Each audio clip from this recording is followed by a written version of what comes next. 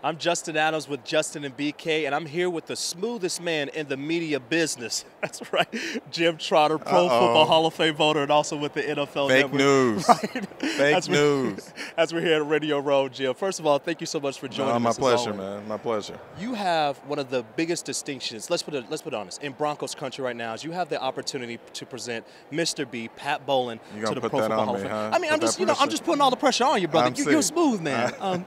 Let me ask this, Jim. Why did you want to take this on? Why did you want to be the guy to present Pat Bowlen? You know, truthfully, I was asked to do it. Not that I would have had a problem doing it anyway. Typically what happens with the Hall of Fame is the person from that region or that city presents the candidate. But in this case, because I'm on the subcommittee, the contributor category committee, they wanted someone from that committee to present him, and they asked me if I would, and I was more than happy to do it because I think he's more than deserving. So. Typically Jeff Legwald would do it, and he's going to help me put together the presentation on it as well. So it's a lot of responsibility. I don't take it lightly, and I just try to give each man his due, his respect. So usually, how does it work? Take us inside into the meeting rooms of how does a presentation for the Pro Football Hall of Fame work? What will happen is, for instance, we'll do the contributors, and Mr. Bowlen will be first because they'll go alphabetically. And I will stand up. I will make at most a 5-minute presentation about why I believe he belongs in the Hall of Fame. And then it is opened up to the rest of the voters for discussion.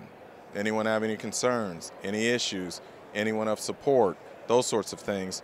And we do that until those who want to be heard are heard, and then we move on to the next person. And once that's done, with the contributor category, it's just a yes or no vote. So we will vote yes or no on each candidate, the other being Gil Brandt, and they must receive 80% of the vote to be inducted. Wow, that's a big vote. I mean, easily Pat Bowlen should be there, but I always hear this story. People always say, when you look at the Pro Football Hall of Fame, the guys that are there, you can't tell the story of the game of football without them.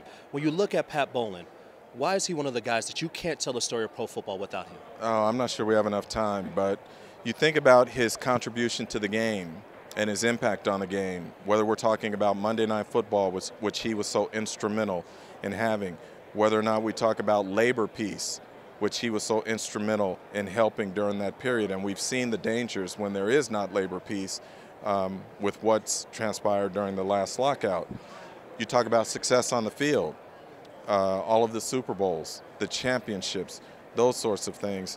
Once you start putting it all together, his resume speaks for itself. He not only was someone who made his franchise great, but helped make the league great.